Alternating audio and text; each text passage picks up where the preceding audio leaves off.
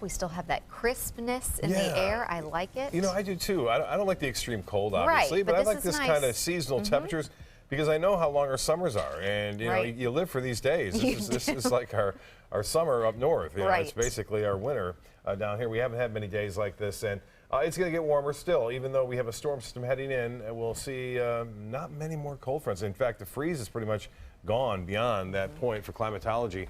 One thing we have had, which has been very persistent, is red tide. The new report came out today, and it's not all that great news. You know, it was really quite strong earlier this week, and that was because of that west wind behind that cold front that really brought that onshore, and it also stirs up the water. And the red tide has been, for the most part, into the lower levels of the Gulf. And so when that wave action starts to increase, it rises to the surface. The winds carry it on shore, and it was a little bit unbearable for some earlier this week. And you can still see we have some more reports down south now in Sarasota County on the scale. That's high to medium up and down Sarasota County. A little less action in New Pass. As you see right here, we have not any high categories near Lido or into Big Pass, but I should say down south near Venice and near Nokomis. There's some pretty heavy reports of red tide there right now. So hopefully the winds won't be all that strong. We don't think they will be over the weekend, and things will calm down for the area beaches. There will be a little west coast sea breeze developing. Boy, we had a gorgeous sunset tonight here along the Sun Coast, and some photos were sent in, obviously, of the picture. This one was this morning, though. Carol getting this one. I like this shot. This is Heron Creek Golf and Country Club down there, and you can see that fog. It's that low fog developing as a result of the colder air in the valleys. And this one, you know, we're going to have a chance to play with our dogs this weekend a little bit more, and pets, because we have the weekend off. It's not just about us, right? Well, Barb Wilson sent this one in as Nikki was taking a ride, more than likely to a park, and that's where a lot of the dogs will be this weekend, some of the dog parks around town. Beverly Beck, this from South Jetty in Venice, and that is a great shot right there. She's visiting, and Anna Maria Gary getting this one with the palm trees, a beautiful shot right there it is, with some clear skies. Well, it won't be as good tomorrow night, and that's a result of this system right here, which will bring some clouds in, also a chance for showers, and maybe even an isolated thunderstorm. It doesn't appear that the dynamics are there to allow any severe weather to develop, but we could see a few lightning strikes with one or two of the cells. Right now, 54 degrees at the Sarasota-Bradenton Airport. The dew point has come up. It's still low at 49, and winds are calm. The pressure 30.03.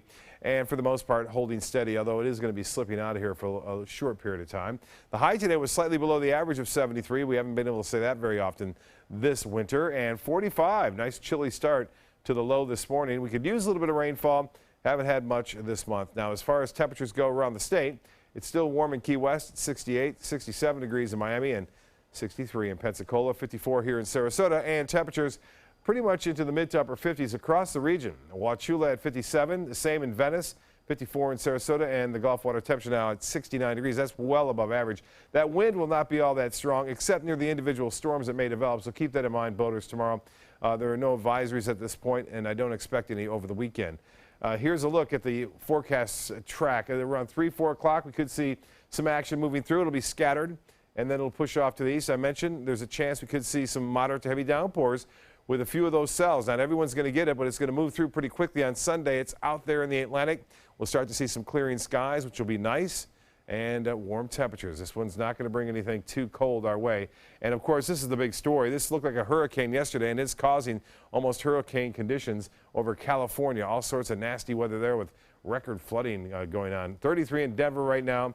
Atlanta at 56 degrees and 32 in Boston. It's been a warm day today all across the U.S. Now, for boaters, I mentioned not too much of a problem out there except for those individual cells. Southeast winds turn to the south at 10 knots. Seas 2 feet or less, and sunrise will be at 7:04.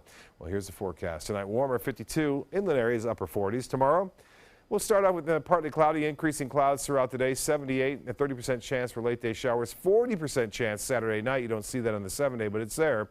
Nighttime showers are a possibility. Sunday clearing, but staying warm. A better chance for more widespread rain comes Wednesday, and there could be a few thunderstorms in that mix.